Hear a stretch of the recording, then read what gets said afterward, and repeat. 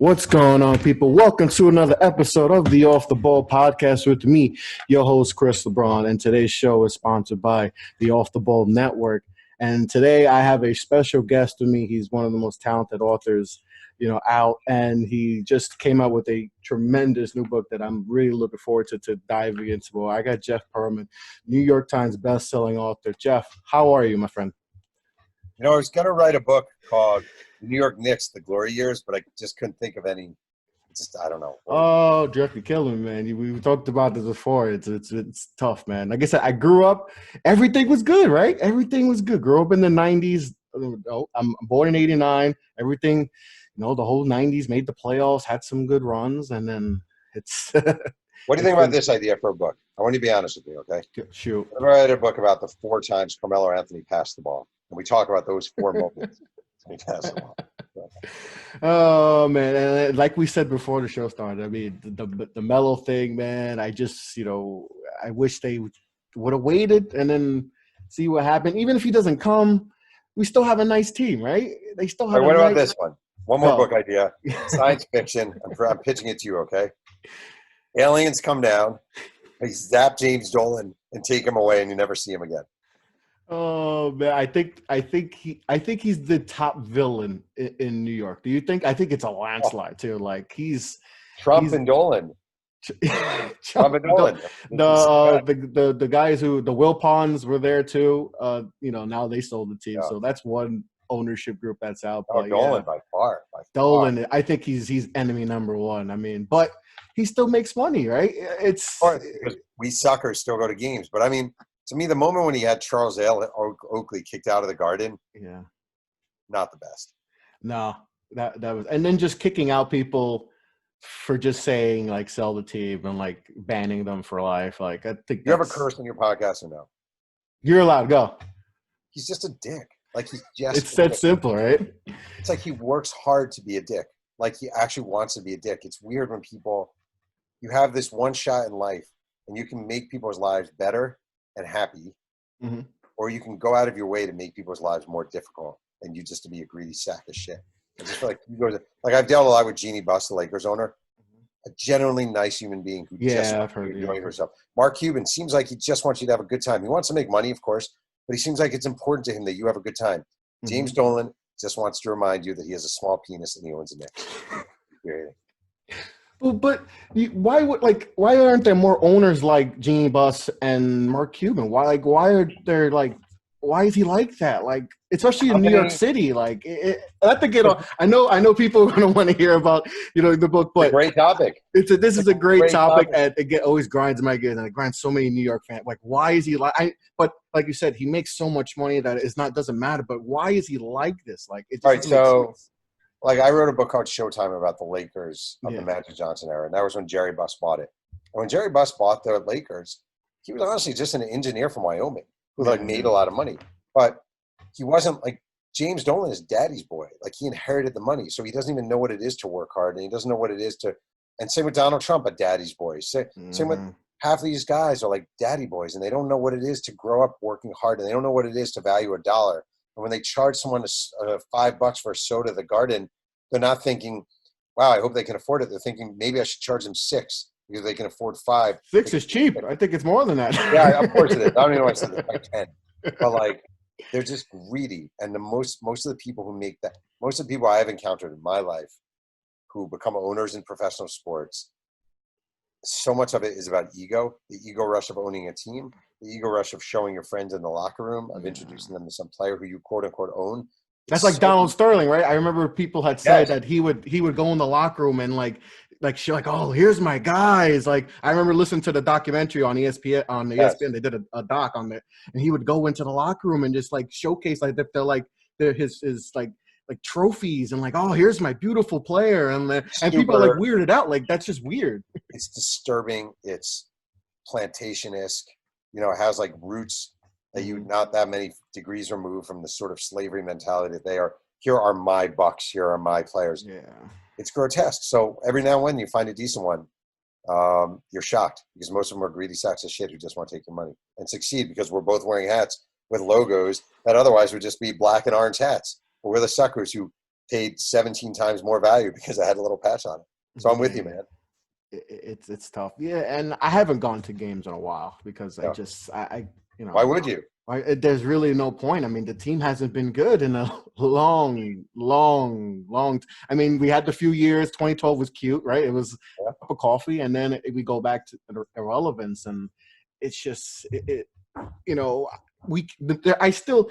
Whenever I see the Forbes, number one, and they should always have the Forbes who's the top, and and I just I can't believe that we've been so bad. And like you see, the Warriors have won they went to 5 straight finals, won 3. The Lakers, and all these teams, the Clippers on the come up, and yet the Knicks. The New York Knicks who have won, like I said, 1 playoff series win in the last 20 years. They're still and it's like not even like it's crazy. But here's a question: you're James Dolan, okay? You have the most valuable franchise in the National Basketball Association, and you barely pay on good players, right? Like you make all this money. Wait, so I can make all this money and I don't have to sign the most expensive free agents? What exactly is what am I missing? So if you're James Dolan, like if you're Knicks fans and Knicks fans really wanted to change, stop going to the games, stop buying tickets, just stop. Take a year. But don't you think that's like because obviously you watch Knicks games and it's not just like you're not seeing the hardcore Knicks fans sitting front row now. You're seeing celebrities, seeing a lot of big time business people, sitting in the first front rows. The real true Knicks fans are sitting in the bleachers or they're at home watching the game because they don't want to go. So how does that happen? How do you change that where you're like get those people to not go? Because if those people don't come, the people are spending thousands of dollars on front row to sit, courtside. That's where, you get a lot of money. How do you stop that? That's the thing. Because it's New York City, it's part of Times Square. But they're not even good entertainment. That's the thing. Like you're spending money for bad. Like RJ Barrett is not worth $100 of my money to sit way up and barely be able to see him play. He's not worth 500 or 1,000 to sit closer. Like it's not worth it. The bang for the buck isn't there. So it just would take a massive organizing. I mean, wealthy Knicks fans aren't happy with the organization. Like nobody's happy with the organization. So we take everyone being like, tonight let's go to Broadway and see a play instead of going to a Knicks game or something. Or let's just go out to eat, man. Let's just save our money. Let's just not go to a Knicks game. Yeah, it's on you. You can leave this fight. I know. I try. I mean, I'm trying. I like I said, I haven't gone to a Knicks game. I haven't even bought a jersey because I don't know who's going to be on the team. Yeah, exactly. How can I buy I thought about getting a Porzingis jersey, but they ruined that relationship. I can get you one now very cheap on eBay. Yeah, I think I saw one at Modell's for like $6. You're saying you do not think you don't think the acquisition of Dennis Smith Jr. for Porzingis was a good trade-off?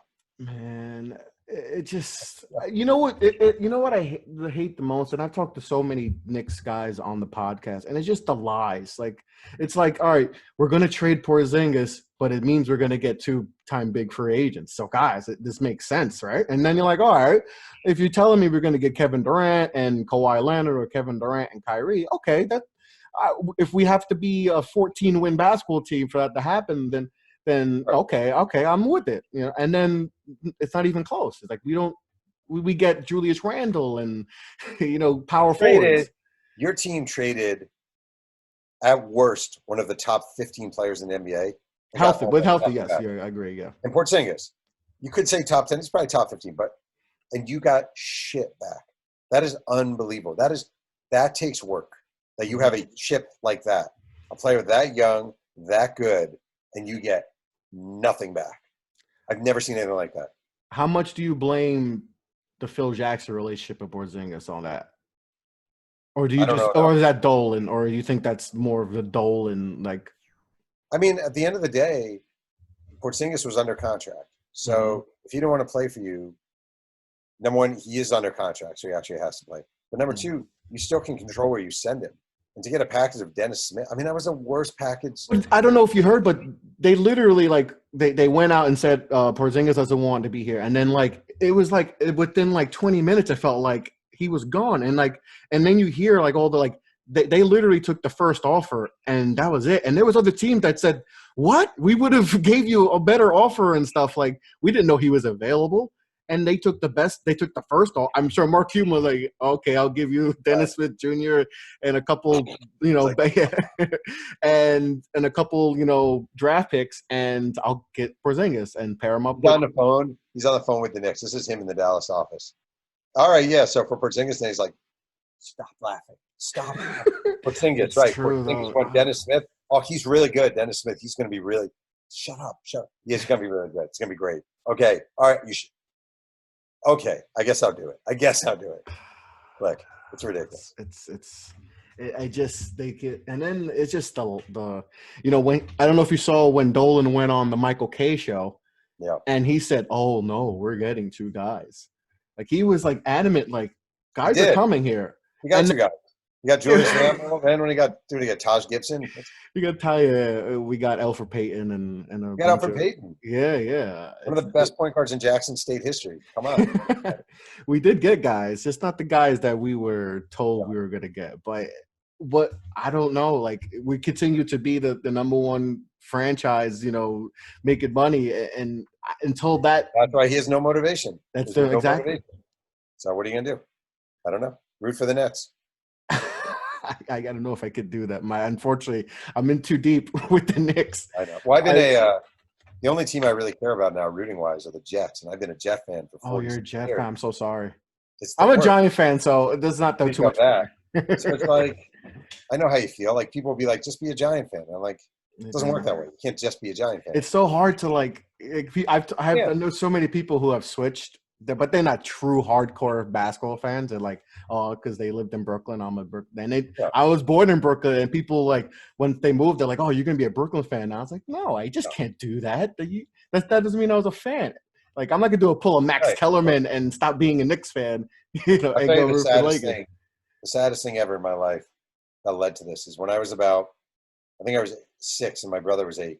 We're sitting at the table in our home in New York, and my brother says out loud, I'm going to be a Giants fan. And I said, okay, I'll be a Jets fan.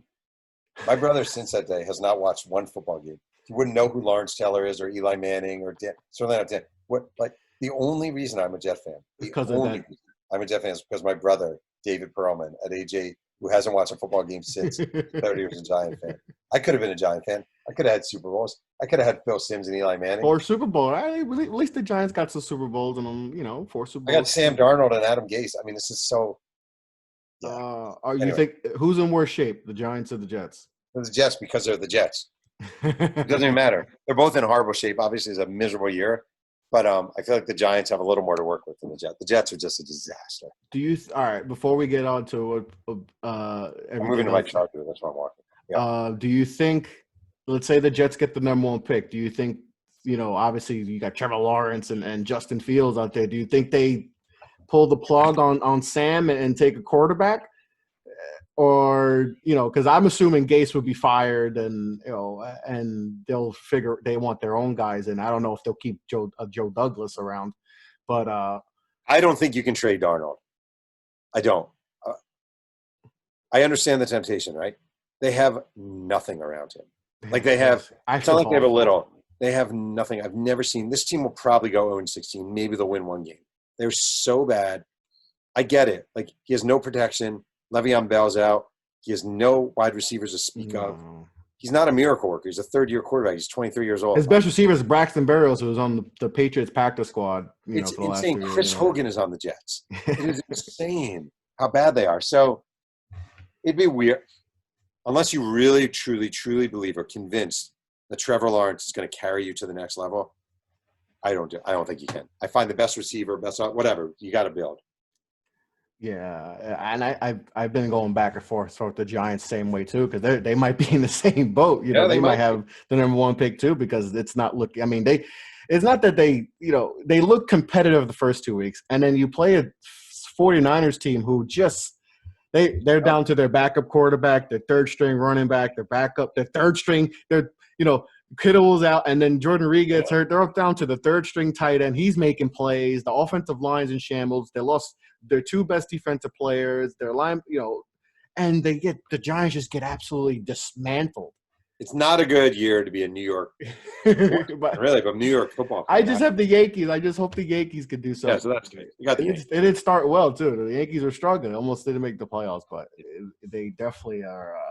They gave me a scare, but they're my only hope because all my other teams are definitely in rough shape. But enough with the depressing New York talk. I don't want to get more depressed. I talk enough Knicks on the podcast that people get tired of. But you just came out with a book, Ring Circus, and it's gotten rave reviews. Top of the list. Like I said, I just got the book today. Started reading it. I got to the first chapter. So far, so good. So just talk. You're like the first 7 pages are great. It's great. Best 7 pages I've ever read. I just want to say that is better than what some people say, which is every now and then you write books and someone will say, yeah. So I got the book and I couldn't really get through it, but what I read was really good. And you're like, wait, that doesn't seem like a compliment. I can't tell. Yeah, so that's okay. You just started. Yeah. No, I'm definitely looking forward to diving into the rest of it because to me, those Lakers teams were just, tremendous and what they were able to do. But just talk to me about how the process was, just getting all the information and how long did it take to get all that information and to finally, all right, I'm going to do this. I basically took about 2 years to report it and to write it. And a lot of it, when you do this, is just tracking people down and trying to get them to talk. And I interviewed about 300 people for the book. Wow.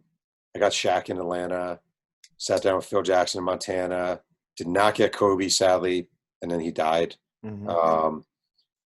I'm just really into digging. I'm into digging. I'm into like tracking down stories and finding people and interviewing people who you may not have thought of, backup guards, ball boys, assistant coaches, interns, like anything like that. I love getting the different people. I read a ton about the subject. I usually build up a library of about 10,000 pages of articles and clips and notes. And I just dive in. It's 2 years of there's a world going around. And meanwhile, my number one thought is usually, some game between the Lakers and the Sonics in 98, or 99 or whatever. And it just becomes this labor of love and this all intensive process where you just want to learn everything there is. And at the end of the day, you hope people like it. You put out a book. And here we sit.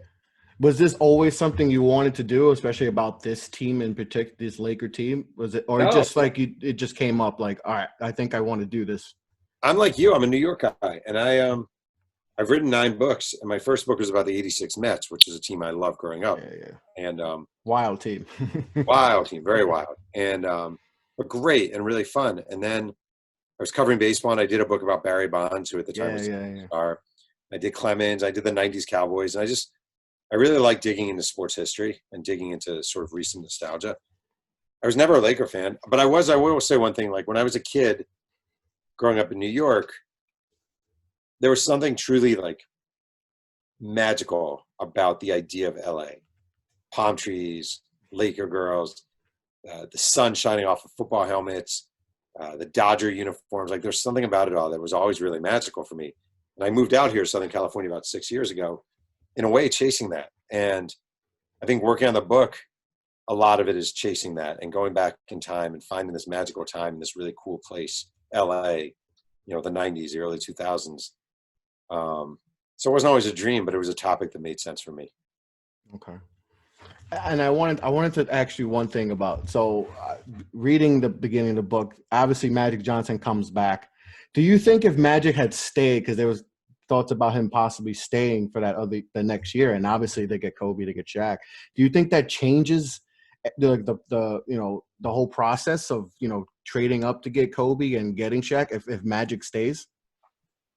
I think they still would have gone for both, and I think they would have succeeded both. Magic was so fed up after that year. I don't think there was any real intent of him. Yeah, the Cedric Sabat stuff was couldn't handle. I mean, you have a guy on your team who nicknames himself Chice for franchise. I always heard stories about Cedric, but I didn't know that he actually made himself and people just did not like. It's like funny that also that like you nickname yourself Chice and you play for the Lakers. Like it's not like you play for the Timberwolves. Like you play for Chice. Really, you're the franchise of Lakers, like the franchise of Kareem, of Jerry West, of Magic. You're Chice, but he calls himself Chice. And, Magic goes through this comeback here, and he's just kind of miserable. And he can't relate with these people. He can't relate with their age, and he can't relate with their selfishness. And at the end of the year, he's basically like, fuck this, I'm done. I'm not doing this anymore. And Jerry West knows he has his rebuild and he wants to do it quick. And he knows Shaq is about to be a free agent. And he wants to get Shaq. And he works out this kid from Lower Merion High School in Pennsylvania. Didn't know that much about him and was just blown away by him, and did everything he could then to work to get that pick. You know, because they were at 27, right? You said they were low. They were low. I think right? they were 23. Were they 23? They got Derek Fisher later in the draft. Yeah. And they didn't have a high enough pick to get Kobe, but they knew Charlotte wanted a center. So basically the deal was they would trade Charlotte Vlade Divac, and Charlotte, if Kobe Bryant was available, would pick Kobe.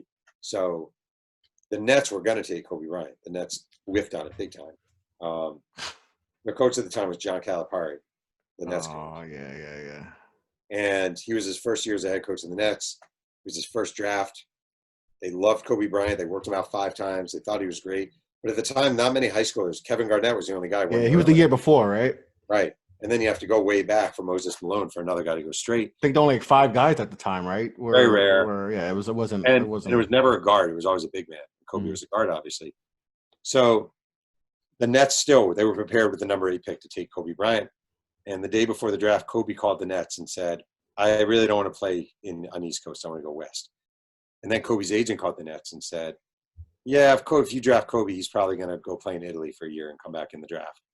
And they were doing it just because they wanted to get Kobe to LA because he had a sneaker deal already in place with Adidas, and Adidas wanted him in a big market. Mm-hmm. It was all orchestrated. And John Calipari was his first year as coach. And he had final personnel say for the Nets, and he freaked out. He just freaked out. And took Kerry Kittles, right? They took Kerry Kittles.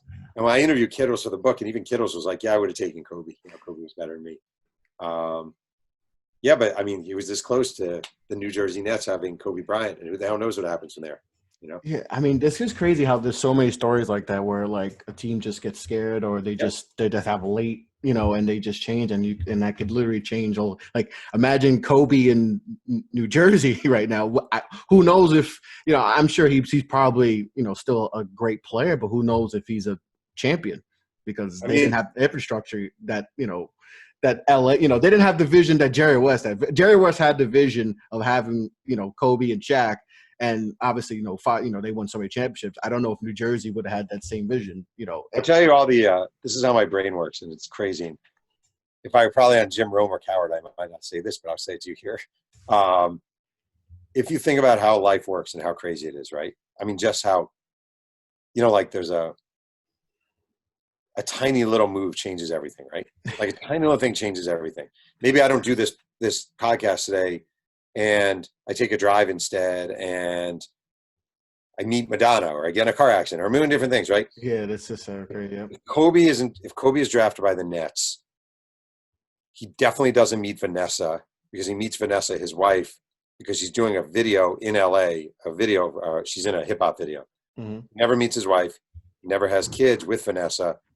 He's never on that helicopter dying. And I think about all the little life paths because he was involved in the Eagle, Colorado, and the sexual assault in Eagle, Colorado, and he got off, and he almost didn't get off. If he went to prison, he would have been in prison. That would have been terrible. He also would have been on that helicopter. Like, my brain has thought about all this stuff a million times, all the things at the moment, and how tragic and awful it is.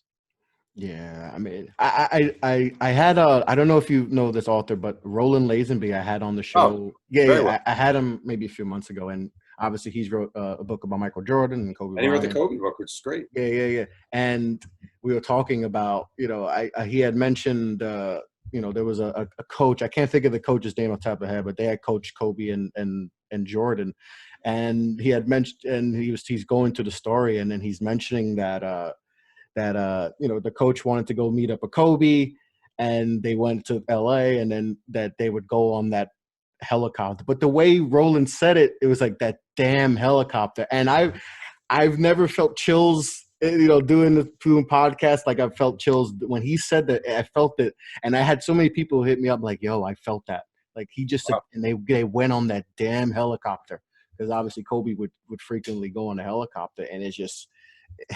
It's still crazy that you know he's not here anymore. That we talk about him in the past tense, but you know I just wanted to mention that because I still find myself talking about him in the present tense, like when I'm doing these interviews. Yeah, and then I'll be like, oh wait, no, you know, it doesn't feel real. Nope. It also feels it's weird because 2020 has been the worst year ever. it feels like it was 5 years ago in a lot of ways. Like it feels like a long time ago, and it was months ago. Yeah, I remember where I was, and I it's crazy how I even found out the story. I'm a big wrestling fan, and I was in a wrestling chat, because I don't know if you follow wrestling or anything, but it was the Royal Rumble. It's one of the WWE's biggest. Of course. Yeah, and the Royal Rumble, it's a big show, and I'm trying to read about. You never heard of Edge, the wrestler Edge? Of course. Because he was supposed to, his big comeback was he hasn't wrestled in 9 years. So I'm like, all right, trying to get information. Is he going to show up? Is he going to show up? Somebody just posted in the forum a link to TMZ that Kobe had died. I was like, oh, come on, guys. Because, they always post a lot of fake articles. And I just thought, this is another fake article. But then it sent you directly to TMZ's official website. So I was like, I know TMZ could be, crazy, reckless with a lot of their stories, but they have told true stories, and I clicked it. I'm like, oh my God. And then he started trending on Twitter, and I was like, uh-oh. And then news outlets came, and and then eventually they confirmed it. And, I was scared because they mentioned Rick Fox. So now, people we thought Rick Fox was in there. That's where it got crazy, where it's just all that. But obviously, the loss of Kobe is, like I said, it's still, that's how 2020 kind of started, right? It's that happened, and then the world just freaking came to shits, and it hasn't. Here we are. It's just been a real tough year with basketball. Obviously all sports getting canceled. There was the coronavirus and all that crap. I know I had my girlfriend's cousin had coronavirus, and oh jeez, he was in rough shape, and it's just like, when people don't take it serious, it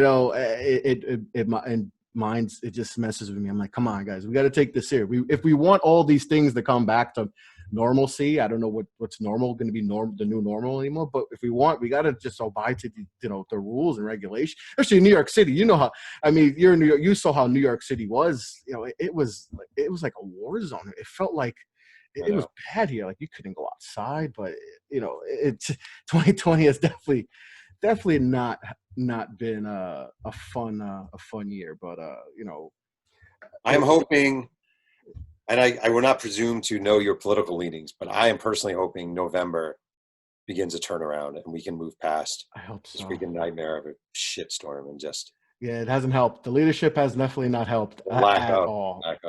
But there's just people who just don't care. He could say whatever, the most evil things, and it's just. I know. I've never seen something like that, ever. And I'm only 31, but it's just. I haven't either. It's crazy. But it's important. And I stand for. I just hope that we can get change and better leadership, and we can 2021 we can have a better year and all that, because 2020 is definitely has not been great. But let's get back to everything. So you wrote the book about the Showtime Lakers, and then you wrote a book about these Lakers. How do they both compare? Obviously, two great dynasties, two of the best. You talk about two of the greatest dynasties ever. How do they compare as far as just everything going on? The greatness of those teams. Well, I would say the difference is, I feel like the Magic Johnson era, when you had Magic and Kareem and James Worthy and those guys, they really brought back basketball. Like they brought back the NBA, or really put the NBA on a new level. Obviously, the Bird Magic relationship and just the dazzle of the Showtime era. I think, and I think they were deeper. I think those teams were deeper. If you look at those teams, you might be too young, so I don't know. But they had Jamal Wilkes and Bob McAdoo and Kurt Rambis and Michael Cooper and Norm Nixon, and they were just loaded teams. And what made the era, the Shaq Kobe era, interesting is they were teams with really good pieces. They would take a Rick Fox and put him here, and they would take a Robert Horry and put him here, take a Brian Shaw and put him here. And a lot of those guys were not in their primes. A lot of those guys were 31, 32, kind of that place. But they were perfect for this team, and they were perfect pieces for a team. We have Shaq here. We have Kobe here. What do we need to put here, here, and here? How do we do that? So I think those 80s teams were deeper teams. I do. I think Magic was a once in a generational player in a different way. I think if you had a 2-on-2 game between Kareem and Magic and Kobe and Shaq, I think Kobe and Shaq would destroy them. Oh yeah, of course. But I think 5-on-5, those 80s Lakers were probably a better team. Oh yeah, for sure. Yeah, I mean, like I said, growing up with those Laker teams, I mean, what they did, especially that year where I think they beat the Nets, where they only the Sixers, where they only lost one playoff game, and that Sixers team, the fact that they won one game was impressive, because we look at that Sixers team and they had Allen Iverson, who was the MVP, but Eric Snow, McKee, Mutombo. That team wasn't, loaded with a bunch of guys, yet they still managed to. It's surprised they were able to pull off one game. But they were not a good team. No, they were not a good team at all. Is that the best late year for the Lakers? Do you think that's the greatest year Lakers team ever? Because that team was prime Shaq, prime Kobe. I mean, to literally just run through the West like nothing, and then like I said, lose one game in the playoffs. That was freaking impressive that year. I would say one of them. Not, I don't know. Some of those Showtime teams are amazing. Mm-hmm. Obviously, you had the team that set the single season record for wins with Jerry West and Elgin Baylor. I don't know, the Lakers. It's like sometimes there's no answer. Like people always want to say something the best. I mean, obviously Shaq playing against the Jerry West era is going to demolish him for 70 points a game because he's just too big and too strong and Kobe too fast. So, but I mean, certainly there, and the fact that they three-peated is just ridiculous, and the way they just stomped over the Eastern Conference they made is ridiculous too. So, I don't know if it's the best ever, but they're in the conversation. Mm-hmm. They're in the conversation.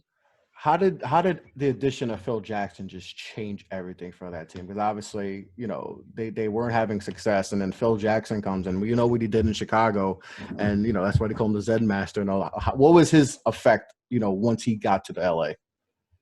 It's interesting. I think the most important thing he did by far was he shows up and he has these rings, and he did it with Michael Jordan. Mm-hmm. He's able to say, "Listen, I know what I'm doing. It hasn't worked here. It's worked where I was, and I did it with the best player. Oh, by the way, here's my assistant coach, Tex Winter. He invented the offense we're running. I'm bringing this on to you." Like that legitimacy and that authenticity and that level of accomplishment speaks volumes. Professional athletes don't want to listen to people they don't think know what they're talking about. They just don't. They tune them out really quick. Exactly. I've seen that often. They just tune you out really quick. So he brought that in. He brought success, and he brought this aura. And he wasn't going to babysit the locker room. Like they had all these veterans, these role players who could do that. He did not need to babysit. But if he needed to call someone aside or straighten them out, he would. But his number one thing was he just carried. He knew he was a great coach. He was a great X and O's guy. He had a great offensive guy next to him. And he carried a sort of seriousness to him that mattered to players.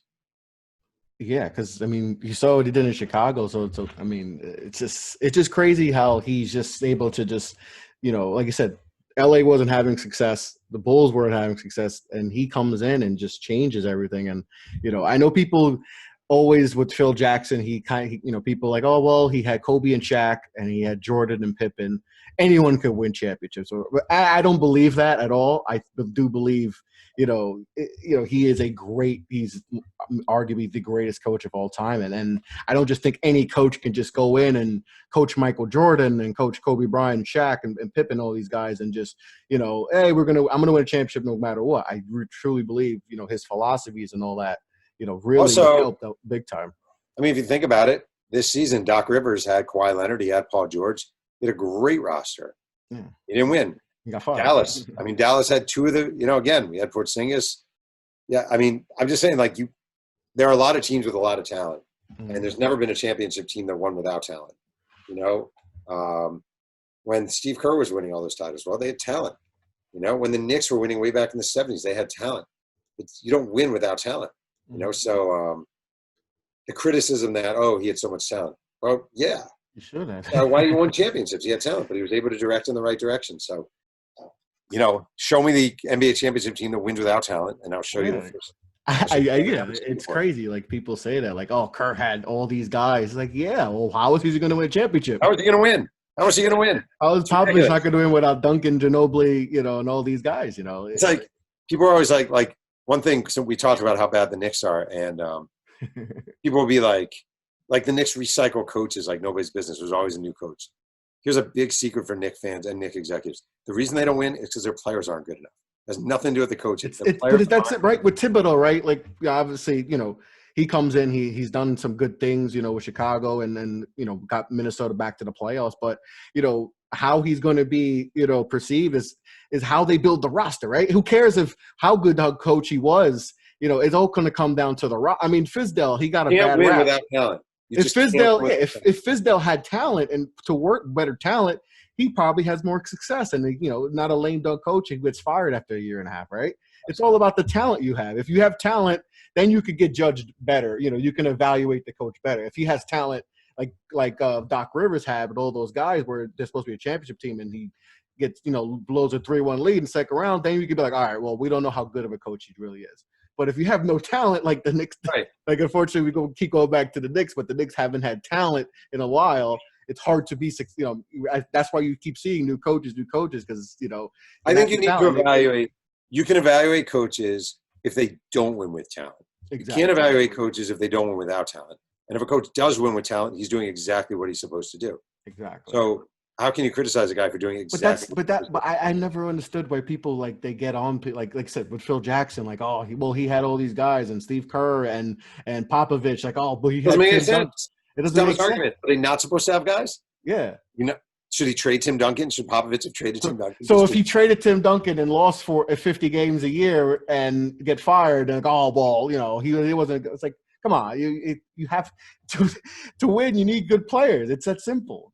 I know. We're just bored. We're bored in life, and we're trying to fill the time with stupid debates that make no sense. And this NBA Twitter, it could be really funny for sure. Well, what's the craziest thing you've heard that you heard on social media or whatever, then you're just like, what? Well, I remember years ago that Mr. T was having a sex change, and it turns out he did not have a sex change. So Mr. T did not have a sex change. Oh, that's probably the one. That's probably number one. Twitter kills off a lot of people too. Adam Sandler dies every year. Oh yeah. Yeah. Twitter's the worst. I'm telling you one thing. The day I'm done with writing is the day I'm off Twitter because it sucks. It's mean and it's super mean. Time suck. Hey man. I mean, on the bright side, we wouldn't be talking right now if it weren't for Twitter. So there's pros and cons to it. I remember there was a Knicks fan and he just kept talking about the Nets and I'm just like, why you keep talking about the Nets about KD signing, and it's like, why are you so worried? And he just went in on me like vulgar, oh, you're fake, your podcast sucks. I was like, you probably never listened to it, but it's like he's just writing all this crazy stuff. It's like, just because I said stop worrying about the Nets, just worried about what the Knicks are doing, and it's just Twitter could be. If you don't agree with Twitter and you say something, it could be really, really, really bad. It's just, you do develop I will say it's as a journalist over the years, you learn to develop a thick skin because people get very angry at you. And I feel like Twitter is teaching everyone else to develop a thick skin too, because everyone's always angry on Twitter about everything. Yeah, for sure. It's crazy. Sometimes, like I said, I wish I wasn't on Twitter sometimes, but when you're trying to do something, the podcast world, you got to get interactive, and meet people. But it's it's definitely crazy, especially Knicks Twitter, man. I don't know if you ever see Knicks Twitter. I avoid at all costs.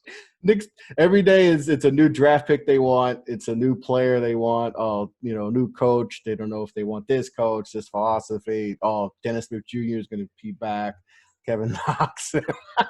You got Julius Randle back, so there's hope in that. Yeah, we'll wait and see with the Knicks. But Jeff, I appreciate your time on the show. This was fun. Yeah.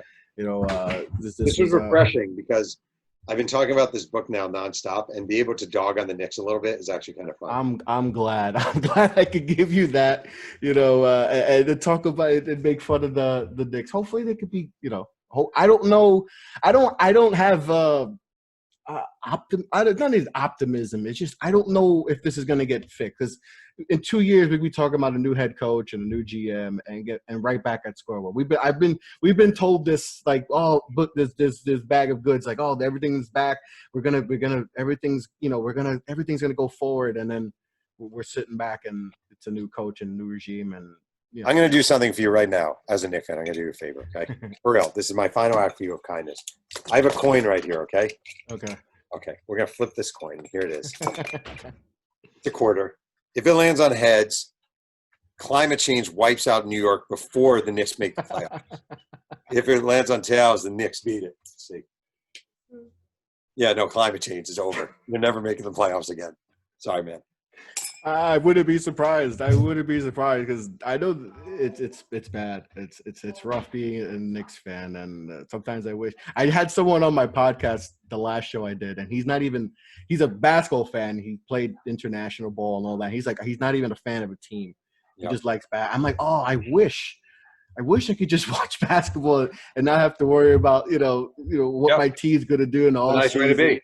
Yeah, it's obviously I'm like, oh, because and he's no stress, like he's not worried about the front office moves and the coach. I'm like, oh man, you can watch the game peacefully, not having to worry about. It's like watching a Super Bowl when your team isn't in it, and you can just kick back and eat the chips and be pretty happy, and you don't care who wins. It's actually a very nice. Yeah, it's like football. Like I'm invested in fantasy football and the Giants. It's like, oh, there's so much stress watching the game on Sundays and being a fan of teams. It's like, especially New York teams. Like I said, you're a Jets fan, so you know the pain. Oh yeah, you know the pain. Yeah. But Mets fan too, right? You're a Mets fan? I don't really root anymore. I kind of just no, not for any reason. Just I covered baseball for a long time, so I just have to have. Yeah. Okay, yeah, but the Mets have had their struggles too.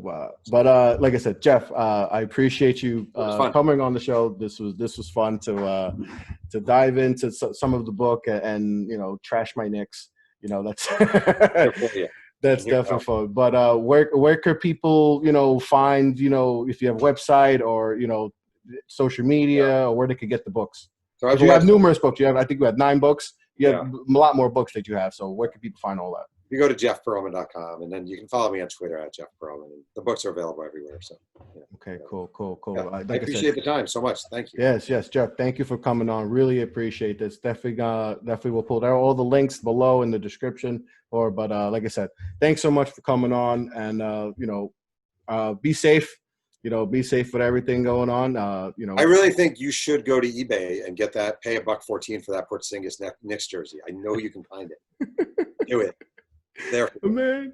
I think Modell's is closing up, so I may be able to get one for like $1.50. Is Modell's closing? Yeah, they might be done for. I think the last couple stores might be done. Yeah, they're done. Yeah, 2020 is the worst year ever. It's tough. I worked for Modell's too for a couple of years. I love Modell's. Yeah, they were good, but I guess Dick's Sporting Goods and all these Amazon definitely, especially with now 2020 and COVID, that definitely they were struggling before that, and now 2020 definitely kiboshed that, but bummer. It sucks. But thank you, Jeff, for coming on the show. Make sure to be safe and everything. All right, so take care. All right, everyone, have a good night.